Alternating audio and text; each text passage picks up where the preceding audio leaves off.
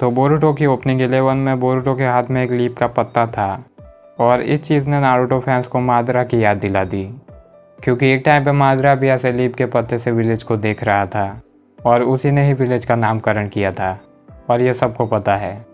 पर साथ ही सबको ये भी पता है कि यही नामकरण करने वाला इंसान आगे जाके एक विलन बन गया और बाद में उसने 5 नेशंस की नाक में दम कर दिया। तो क्या बोरुटो भी मादरा की तरह आगे जाके विलन बन जाएगा? तो इस चीज़ को जानने के लिए हमें मादरा की लाइफ को थोड़ा बहुत एनालाइज करना पड़ेगा।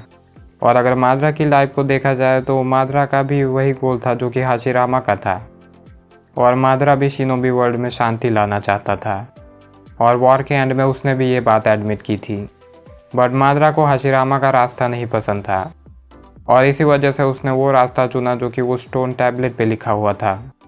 बट मादरा को भी नहीं पता था कि स्टोन टैबलेट पे जो रास्ता है वो शिनोबी वर्ल्ड को शांति की तरफ नहीं बल्कि अंधेरे की तरफ ले जाएगा, क्योंकि हाकुरोमो का जो ओरिजिनल स्टोन टैबलेट था उसमें छेड़छाड़ करके ब्लैक ज़ेत्सु ने जो लिखा हुआ था उसका मतलब ही बदल डाला था और इस स्टोन टैबलेट की वजह से ब्लैक ज़ेत्सु ने मादरा को मैनिपुलेट किया और मादरा के बाद उसने ओबिटो को भी मैनिपुलेट किया।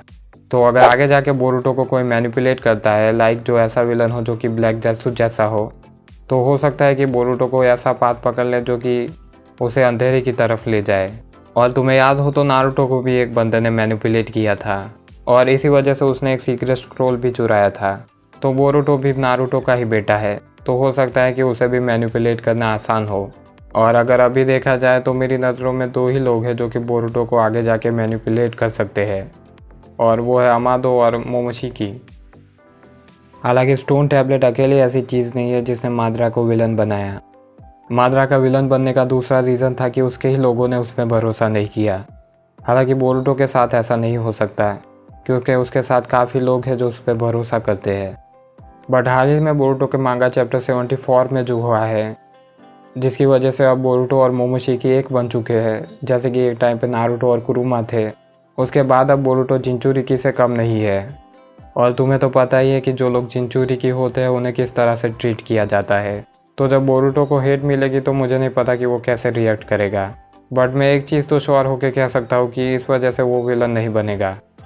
और वैसे भी बोरुटो इस सीरीज़ का प्रोटैगनिस्ट है और किसी सीरीज़ का मेन कैरेक्टर विलन बन जाता है, ऐसा ज़्यादातर सीरीज़ में नहीं होता। हालांकि अटैक और टाइटन में ऐसा हुआ था, पर ज़्यादातर सीरीज़ में तुम देखो तो ऐसा नहीं होता। बट फिर भी अगर तुम नारुतो सीरीज़ की हिस्ट्री को देखो तो नारुतो सीरीज़ फेमस है अपने कैरेक्टर्स को विलन बनने का एक अच्छा खासा रीज़न देने के लिए, चाहे वो नागाटो हो, इटाची हो या फिर खुद मादरा ही क्यों ना हो। तो इन चीज़ों की वजह से कुछ कहा नहीं जा सकता कि बोरुटो आगे जाके क्या करेगा। तो तुम क्या सोचते हो इस बारे में? क्या आगे जाके बोरुटो विलन बनेगा या फिर कावाकी है जो कि विलन है?